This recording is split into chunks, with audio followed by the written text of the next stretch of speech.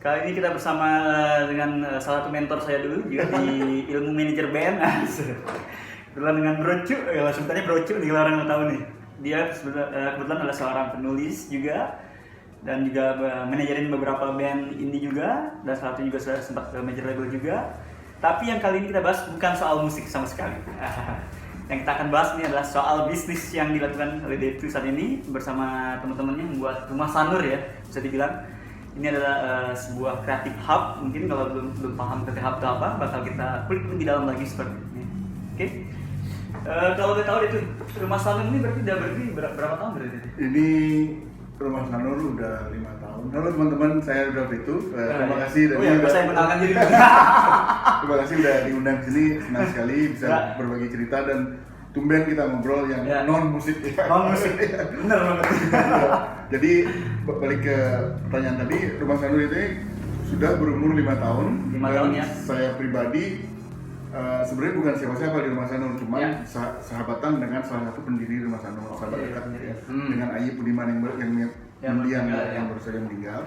Jadi dan saya tertarik dengan konsep ini karena Ayib sendiri sudah pernah sebelumnya punya tempat yang sejenis dengan ini, semacam pilot projectnya dia, yang namanya Kopi Kultur ya. Kopi Kultur, oke. Ya, yang di Kerobokan dulu. Pokoknya bayinya rumah Sanur sebenarnya udah kelihatan dari situ, cuman entah kenapa akhirnya itu tutup. Sekarang dia bikin yang lebih gede dan lebih terkonsep. Dan ini rumah Sanur, dan ini saya sendiri akhirnya membantu menawarkan Ayib untuk membantu dia ngurusin program terutama yang berhubungan dengan musik dan literatur. Jadi dan rumah Sanur ini setahu saya mungkin merupakan satu dari sedikit pionir yang namanya social enterprise bernama Creative Hub. Ya, karena selama ini orang tahunya co-working space, co-working space, coffee shop gitu orang nongkrong ya. Ya, yang tadi sempat kita obrolin itu. Jadi karena memang ini sebuah entitas baru, orang masih bingung.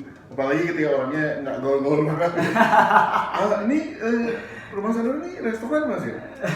Bukan restoran nih, tapi ini restorannya ada. Coffee shop juga ada. Oh berarti semacam co-working space? Ya co-working space juga ada. Kalau boleh tahu sendiri, Devi tahu nggak alasan kenapa mereka memilih Sanur ini? Karena kan bukannya apa ya, sebagian besar pun juga co-working space apapun itu kan banyak kan di Ubud. Ya. Itu kalau tahu nggak sebenarnya alasan memilih Sanur sendiri?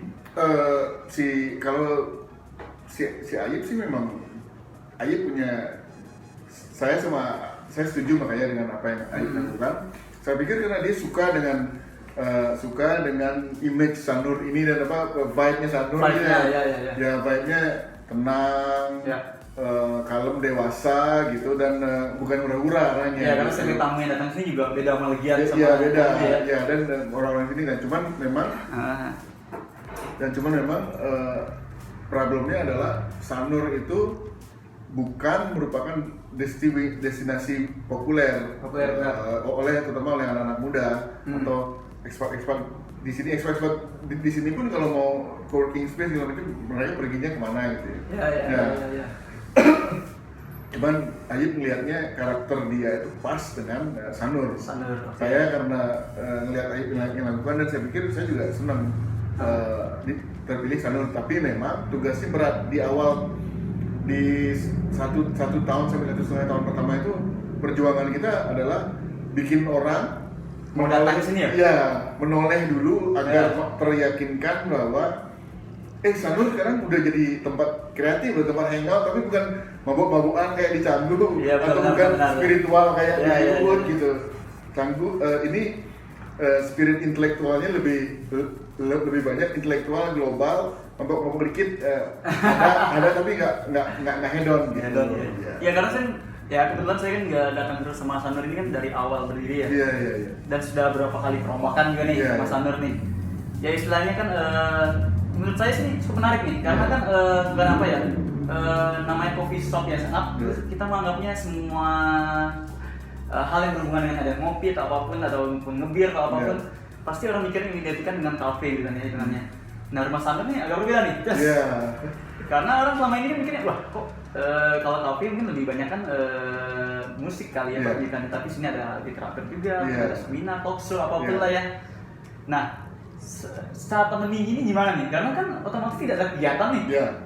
Nah, apa planning ke depannya buat rumah Ya, sakit sendiri? planning ke depannya adalah bertahan hidup gitu. Tahan dulu ya. Karena gini, ini betul-betul kami sekarang ini sedang dalam keadaan super lunglai, sempoyongan gitu ya. Nah. Ngos-ngosan. Karena pertama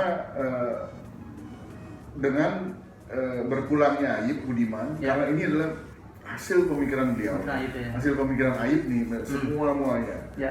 Jadi kalau yang pemikir dan sang pemikir sendiri sebenarnya belum terlalu menghibahkan ke saya misalnya legacy tersebut, gitu ya. Jadi saya aja berinisiatif. Nah, dan itu pertama, karena dengan adanya sosok dia gitu, kekuatan Rumah Sanur sangat tertopang ya. Ya, betul. Pertama itu, karena walaupun saya ada di sini, cuman kan kepakaran saya lebih ke program musik dan literatur, atau tulis menurut ya literatur dan program musik, jadi belum terus semua. Jadi saya yang salah satu fondasi yang mendukung Aib sebetulnya Aib adalah sosok besar yang memayungi semuanya. Nah itu satu, dengan berpulangnya dia, udah langsung kita sedih banget dan nggak percaya gitu ya. Terus yang kedua, pandemi datang, kita yang lagi sedih dan kehilangan sosok ini satu gedung itu maksudnya fondasi utamanya itu udah runtuh gitu ya. Ini yang tinggal ada beberapa 4 yang masih sisa yang gini datang pandemi langsung udah hampir roboh nih gitu. Jadi dan kenapa pandemi ini sangat terasa buat kita, karena satu, kita hidup dari kerumunan massa gitu ya, mengumpulkan massa gitu ya. Oke, jadi ya itu dengan bikin konser, dengan adanya coffee shop, dengan adanya restoran di depan, dengan adanya seminar-seminar, jadi adanya konsentrasi massa itu adalah bagian penting dari kita. Sementara salah satu musuh besar dari COVID ini adalah konsentrasi massa. Ya, benar. Nah, udah dengan gitu aja udah kita udah mau terus mesti ngapain. Jadi itu salah satu sumber penghasilan utama kan. Nah, dan yang kedua di atas kita nyewa-nyewakan space space di atas ya. Ada office virtual ya di atas ya? Iya. Enggak virtual office juga ada. Kita ada cukup banyak virtual office dan juga office sebenar-benarnya. Kantornya ada di atas gitu. Dari situ sebagian dari penyewa, sebagian itu adalah berhubungan dengan pariwisata. Jadi mereka bangkrut. jadi kita kehilangan penghasilan gitu. Bener-bener berat dan maka itu kita memutuskan untuk tutup sementara dulu. Maksudnya meliburkan pegawai segala macam, yang kerja cuman security aja. Ya, tapi ya mungkin lanjutan pertanyaan berikutnya yang sudah. Sekarang saya baca juga kemarin seperti itu share di Instagram, Facebook yang bikin crowdfunding nih, yang lebih fokus untuk pementasan ya, pertunjukannya di sini ya, untuk pengiriman sanur ya, rumah sanur ya. Enggak gini. Itu gimana sih, coba lebih. Jadi rumah sanur setelah tidak beroperasi. Nggak ada staff yang kerja segala macam. Tapi kita masih punya tempat yang luas gitu ya, luas dan ideal ternyata, ideal untuk protokol COVID gitu. Artinya ketika ada konsentrasi massa, yang penting satu sama lain berjarak 1 atau 2 meter gitu. Dan kalau misalkan kita mau bikin bagi-bagi sembako gitu ya, bisa aja kita kloter pertama 50 orang. Kita bisa nampung, ada yang di sana sedikit satu. Jadi, karena sesuai dengan protokol tersebut, ada beberapa yayasan yang datang mendekati kita. Mas, ini kan kebetulan nggak ada yang kerja segala macam, kegiatan nggak ada. Gimana kalau kita kerja sama? Pinjam tempatnya, kami mau jadikan Rumah Sanur sebagai sentral distribusi sembako gitu. Ya, jadi udah dari situ orang-orang mendengar, akhirnya ada yang bikin program kulkas untuk umum. Nanti bakal ada dapur sehat untuk semua gitu ya. Ya, karena kita bisa nampung banyak orang dan orang-orang tersebut nggak ngumpul dekat satu sama lain gitu. Oh, tapi mereka yayasan ini datang dengan sendirinya juga ya? Ya, ada yang dengan sendirinya atau ada juga saya ketemu sama teman gitu dan bilang, "Pak, aku mau bikin ini loh, pakai aja tempatku." Jika kamu memang ada duit sedikit dana lebih, bantuin kita bayar listrik untuk acara kamu deh. Iya. Dan paling gitu aja. Atau kalau betul-betul karena dia betul-betul nggak punya duit segala macam, ya udah pakai aja. Ya. Jadi sekarang ini kegiatan di Rumah Sanur memang tidak ada yang macam-macam pertunjukan musik, diskusi semacam itu. Jadi sekarang ini kita ada tempat ini dipakai sebagai salah satunya sentra distribusi sembako, terus juga untuk dapur sehat, terus kulkas untuk umum, juga yang ruangan-ruangan itu beberapa ruangan dipinjam, ada juga yang disewa oleh beberapa orang yang bikin masterclass soal memasak gitu. Jadi kita masih hidup gitu. Dan yang crowdfunding ini, crowdfunding gimana? Ya, crowdfunding ini adalah kan karena kita betul-betul susah untuk bertahan hidup tapi kami belum mau menyerah.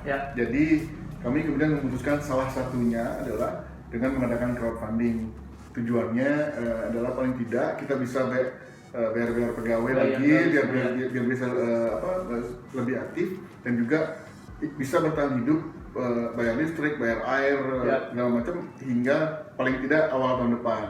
Nanti di pertengahan ini ketika kita sudah mampu untuk sampai bertahan hingga tahun depan, saya dan teman-teman akan coba untuk cari funding dari donor besar gitu ya. Jadi biar enggak kita hidupnya cuma dari satu konser lain, jadi ngos-ngosan terus gitu. Tapi kalau boleh tahu nih gitu, kan selama ini kan Rumah Sanur juga beberapa event kan disupport sama Backcraft ataupun dengan Saat Rokok juga, yang saya juga.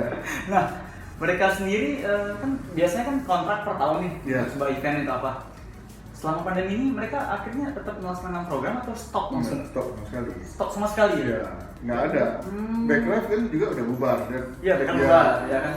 Gabung di Parekraf sekarang kan? Ya gabung Parekraf dan kita sebagian orangnya masih sama sih, cuman mereka sendiri juga sedang tidak terlalu bisa bergerak gitu. Oh, corporate rokok pun dia tidak ada program sama sekali ya? Sama sekali. Mereka enggak. Berarti emang berat banget sih. Cuman ternyata dari kejadian-kejadian yang seperti ini ternyata banyak teman-teman yang memperhatikan dan menawarkan bantuan, bisa lewat tangan yang lain. Misalnya ada teman si Adit Hidayat, dia dekat sama Kita Bisa, macam dia bilangin Kita Bisa coba bikin program di Bali, ajakin Rumah Sanur tuh. Akhirnya kita bikin acara yang sembako untuk musisi kan. Itu menarik tuh. Disupport oleh Kita Bisa.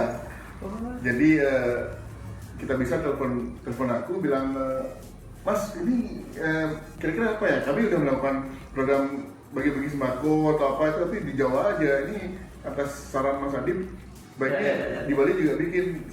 Kita sih punya program seperti itu." Tak bilangin, "Mas, di Bali itu salah satu yang paling terdampak itu adalah musisi dan kru gitu ya.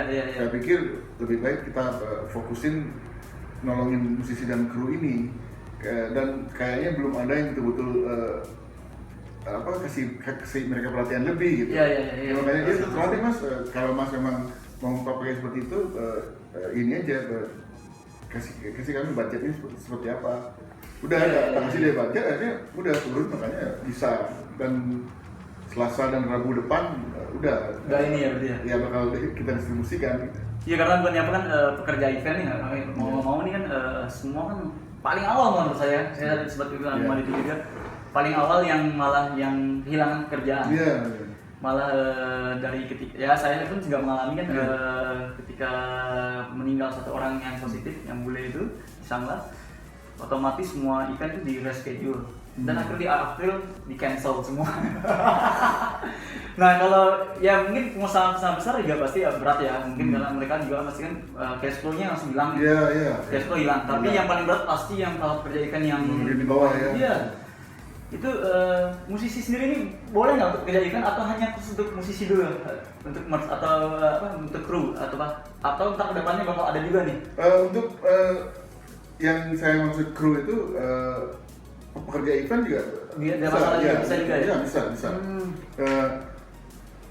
Sebenarnya saya kadang-kadang kan mikir soal sembako untuk musisi dan kru dan musisi biaya panjang. Iya. Kru ini bisa apa aja? Yang penting ada hubungannya dengan seni pertunjukan ya, itu aja. Menarik Ya teman-teman, jadi dan walaupun stok kami agak terbatas tapi kuotanya masih ada. Masih ada ya. Ya mungkin kalau Dani punya teman-teman gitu bisa Ya, saya diinformasikan. sudah menginfokan teman-teman sih. Ya. Karena kan bukan apa jujur itu ya, banyak kerja event akhirnya yang tadinya kayak crew lighting, crew apa itu sound, sekarang akhirnya jadi tukang lagi, jadi kuli bangunan lagi akhirnya, karena memang mereka secara fisik kuat ya. Akhirnya karena nggak ada event, ya udah balik lagi mereka kerja seperti itu, buat bertahan hidup aja. Saya mendengar itu ya juga sedih juga gitu, karena ya kayak saya juga meng-cut beberapa pegawai saya juga sementara, karena ya nggak bisa gaji juga. Orang bosnya nggak dapat duit gimana gaji? Gimana cara gaji juga? Ya udah paling gitu aja teman-teman. Ini sore ini cukup menarik nih ngobrolan kita. Kita tidak bisa panjang dulu karena ini masih terbatas banget semua ininya videonya.